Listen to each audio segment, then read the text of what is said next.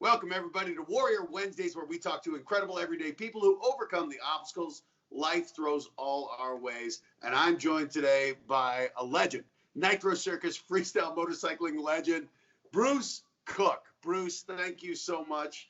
I came to see your story at the You Got This Nitro Circus tour, and as soon as I heard it, I thought it was one of the most inspiring stories I've heard, my man. Awesome. I appreciate that. So let's start. Yeah, you were big into freestyle motorsports, but in 2014, everything changed. Can you tell us what happened back in that day? Yeah, so January 3rd, 2014, I was set to attempt the world's first double front flip on a dirt bike, and ended up under-rotating a little bit. Basically, the bike landed vertically, and just the force from falling from 40 feet just couldn't hold on, slid off the back of the bike, and essentially folded in half backwards, and that resulted in shattering my T11 vertebrae and wound up in a wheelchair. Now, you talk about this so matter-of-factly, but what was amazing was there's video of this attempt, and when you went down, they come over to you, and the first thing that I heard you say was, "I can't feel my legs," but Yep. You said just that calmly. So what's going through your mind as this happens, that you have this you seem to just be matter-of-fact in this moment? Yeah, I mean, it was obviously terrifying. It's basically your worst nightmare in especially action sports. It's in the back of everyone's mind, but it was terrifying. But you know, I've said before, at the same time, basically, as I was still sliding down the ramp, I was slapping my legs, and basically knew instantly, you know, between that and feeling kind of there's a sensation where you feel this hot liquid basically running down your spine, and Wow. you know that's not something you don't feel every day. But at the same time, it was such a hard impact, as you saw, basically just ragdolled, and my neck was okay, and I could still move my arms. So like instantly, it's like, okay, you know, it could be worse. And then I was conscious the whole time, which, you know, my head was okay, or as okay as it ever was, which isn't saying a lot. But yeah, so it's kind of at that exact moment, you know, as bad as it was, I just kind of had this instant just gratefulness, basically, that, well, I was still alive, basically. Yeah. So that's what really struck me. That's what I wanted to talk to you about, was what do you think it was about you that in that moment, instead of seeing what might lie ahead of you, the difficulties, you chose to focus on the positive. And that's what is so astounding to me. So what is it in you that you think made you see that positive in that moment? Yeah, you know what? It goes a lot to my dad and my grandpa growing up. I was raised on acreage, and they like just really hardworking background for as many generations as you can go. And you know, we would honestly get in trouble if we kind of were pessimistic, basically. And if we didn't look on the good side, or didn't think in a way of, you know, it could always be worse. So just literally from as early as I can remember, it was always that. And we weren't allowed to say can't. You know, it was always yeah. It's you know, it's don't say can't. It's just, it can be hard, or it can be this or that, but there's no such thing as can't, and there's always a way to do it. We just have to figure out a way. So that kind of all had a massive you know, part of it, and that's just, you know, being drilled into the back of your head. Right. For 30 years. It starts to, you know, it just kind of becomes natural to think that way. So is it reassuring? I mean, as you're going through this, was there any part of you going, geez, I can't believe how calm I am in this? Were you surprised at all that you really had embodied that spirit?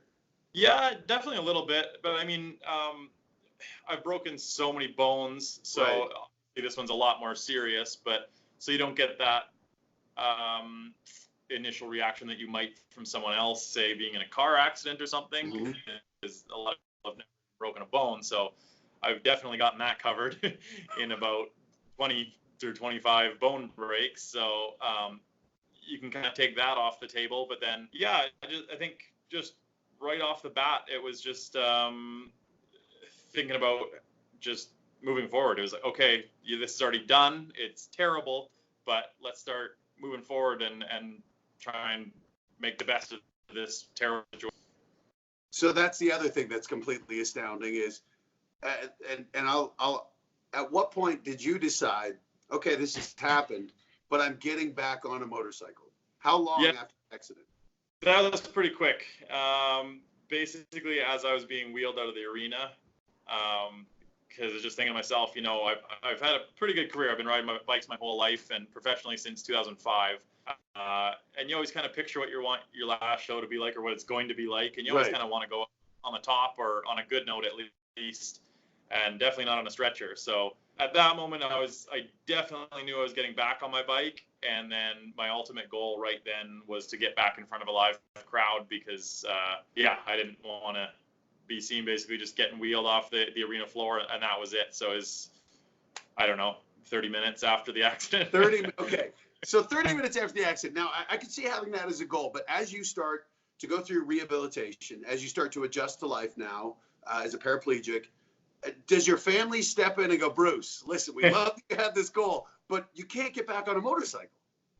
Well, they didn't necessarily know everything on it.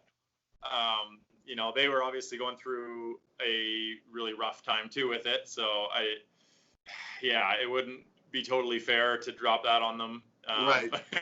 Well, they're still trying to adjust to that. But a couple knew, and I think they always knew that I would want to get back on the bike because that was, I've done, I broke both wrists, and my first question was, how fast can I get back on the bike? And I've had some other pretty bad accidents where it's basically, what's the timeline till I can get back on the bike and start riding?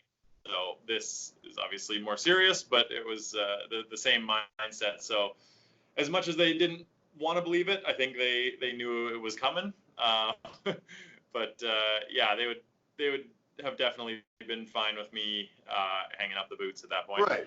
But it's, to me, and it, like you said, you wanted to perform. You've done this all your life. So you at work, now you have to have this bike specially adapted to you. This is stuff that's never been done before. Was there any point, though, as you're getting into that bike and as you're going back for your first show, that did you ever question it or think, you know what, maybe I am biting off more than I can chew here? Yeah, the riding, not so much. So it took 9 months. One of my best friends is a fabricator by trade, so that definitely worked to my advantage. So he was kind of picking away. As I was doing some rehab and whatnot, we were sending pictures back and forth and measurements and whatnot. And that was all good. And, riding around the field, whatever. So I had my first ride back 9 months after the accident. Unbelievable. That went amazing. And then so well that we actually packed up right then and drove down to Travis Pastrana's place. I had my first ride in Ontario. So we drove down and, spent a couple weeks a couple weeks just kind of riding around, hanging out. And then, a couple days in the foam pit and landed my first backflip a month after that. So 10 months after the accident. 10 months after the accident, you're doing a backflip on a motorcycle. Yeah. So that was always that was my goal. That's what I wanted to do. So I think you tend to just kind of skip over some of the maybe I shouldn't be doing this thoughts, because I'm just going to do this. I'm just going to do this once, get it off my shoulders kind of thing. But the moment that I did have some thought, should I be doing this, is when I was back in the show, which was October 14th, 2015. So basically a year and a half after my accident. Mm-hmm. When we're kind of back, we're back in Toronto, Ontario, which is an hour down the road from where the crash happened. Same crowd, same lights, and you're just kind of like, you're getting called out, and it's like, this is all happening again. Should I be doing this? Should I just pull the pin right now, kind of thing? But at the same time, those are the thoughts that are going to get you hurt, and you have to be confident. So there's a very fine line of thinking about what could go wrong and the worst case scenario that you could get yourself out of it as safely as possible, but at the same time not dwelling on that and having that overcome your positive thoughts. So it's a bit of a gray area for sure. Well, how would that change? Because obviously you were super elite in freestyle motocross, so you were always asking that question. But now after the accident, it's the same question. do you find your mindset, is it like, oh no, this is what I do, I weigh risk, or do you find yourself going, I'm having to completely recalibrate after this accident, I'll still do it, but it's wildly a different feeling for you? Yeah, it's definitely different. Obviously before I was a lot more kind of just go for it and hope for the best in a lot of things. So now it's definitely a lot more calculated risk, and yeah, basically things can go wrong a lot faster now. So my basically success ratio has to be a lot better than it used to be. That's why, yeah, just getting it dialed into the foam pit and making sure that, 10 out of 10 times in the pit, it was good rather than maybe 6 or 7 out of 10. So it's like, yeah, it's changed for sure. So you become a more practiced rider, actually, because slightly more mature in the risk assessment department. So this is what's so interesting to me. I've had the privilege to hang out with some of the Nitro guys and be at the show, to see the camaraderie and the closeness between the riders, and how you are you're a mature figure on this tour. There are a lot of younger guys out there, and you've had so much experience. You've been through so much. When you look to these guys, when you see these guys, do you talk to them? Do you talk to them about, hey, you're going out for a big stunt here? How much do you share about, this is my mindset, or this is something that I wish I would have considered? Yeah, definitely a little bit. I'm obviously have more input on the big stuff and stuff that could go wrong, basically. And and when it's like, maybe if it's raining a little bit and someone's trying to decide whether they just go for it or not. And obviously, in certain situations, if you do it and land it, you get paid, and if you don't, you don't get paid. Whereas I'll step in and be like, hey man, it's fucking $1,000 here, like it's not worth it. Whereas before I might have slapped him on the butt and said let's go, kind of thing. Right. So that on that end of things for sure. And then just from my accident, just how the ramps have changed, basically because of my accident, they started using more of the airbag technology, and now we actually have the ramps that are complete inflatable landing ramps. So that side of things has definitely changed. So you do have a bigger margin of error. So that's nice. Right. So what you obviously you train in the foam pit, but you get up and you actually have to do the jump. At one point, you have to have another fall. What was it like when you had that next fall after your injury? When you get back on the bike, when you have that first fall, what is that like emotionally? Yeah, so that was in Denver, and I think that was on the first tour back, probably 7 or 8 shows in. So I got a few under the belt and was feeling good with them. But Denver is, I think the arena is about 5,600 feet in elevation. So if you know anything about bikes, and especially bikes, but combustion engines, period, they lose power the higher you go with less oxygen. So bikes with fairly small motor, it affects them most. So you're down probably 25% at that elevation. Wow. And I know that you can feel it riding around, but for myself, it's really hard to judge. I depend so much on the power because I come in so slow, and it's all full throttle, basically from idle to full throttle. That's what gets me around.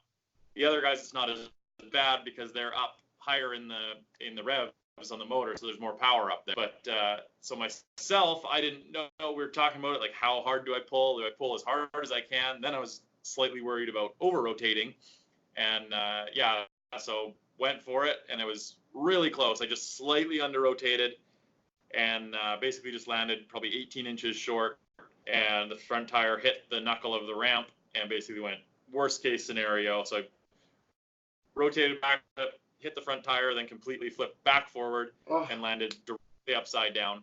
And we'd made we call it a sissy bar, basically, in Harley talk, but a roll bar, basically.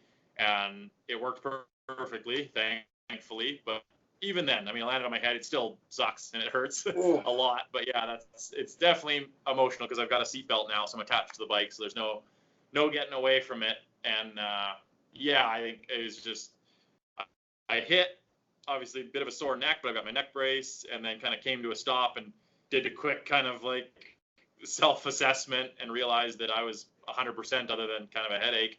And yeah, I just started crying then because it was like just like relief basically. Whoa. And then yeah, you keep going. You keep getting back on it. So what is it like? What was it like, I guess, that first time or every time, though, to get back on the bike, to have been in the wheelchair, and that first time you're on the bike, to experience that thing that you've known your entire life again? What was that moment like?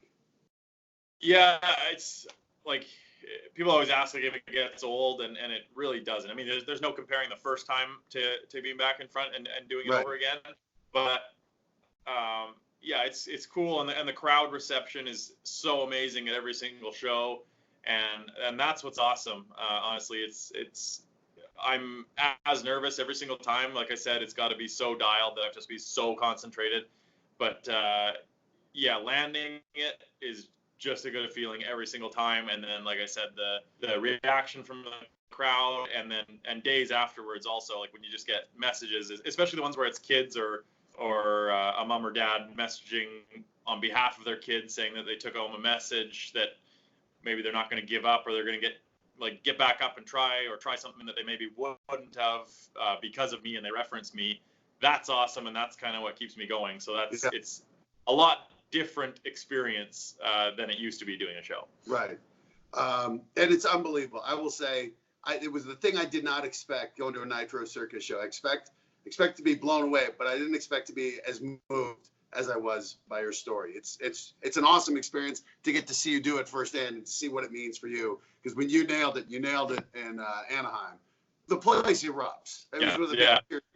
It's awesome. So one last question, but before I do, I want to say, as part of being on Warrior Wednesdays, we donate $250 to a charity of your choice. Bruce, where would you like the money to go?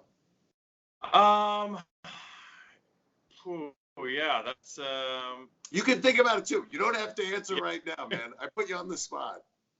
Yeah, there's a few good ones. I'll have to narrow it down, but yeah. Well, you'll let us know, and I'll put it in the video. And where can people find you on social media? Because great follow.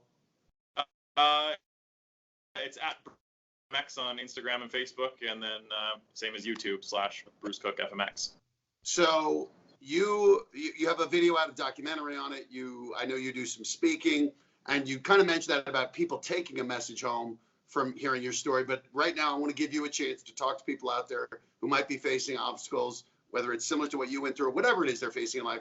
I want Bruce Cook to speak to these people and give them a message. Yeah, so basically my biggest thing is just obviously the never say can't, just kind of keeping that out of your head. Where there's a will, there's a way. We've all heard that one. But just kind of reminding yourself that it could always be worse. And I never like to say to compare yourself to others, but it could always be worse. There's always someone in a situation that is worse than yours, and basically that would give anything to be in yours. So all have down days, and then there's guys out there that have broken their neck that are getting around with a tube or even worse, that would give literally anything to be in your situation or my situation, sorry, and be pushing themselves around by themselves and basically fully independent, drive and do all these things that I do. Of course, myself, I wish I was in someone else's shoes, like I could run, I got to do this. The person that can run and do that wishes they had a nicer car. And it's like, so you just got to stop and kind of assess what you've got, and basically just think to yourself, it could always be worse. And a combination of that and never saying can't, then kind of makes you unstoppable. Well, you are certainly living that life. Really proof of it, Bruce. So I appreciate you taking the time. I want to say to everybody, thanks for tuning in on Warrior Wednesdays. Check out Bruce Cook. The guy's amazing. Never say can't. And as always, we close it out saying, keep fighting.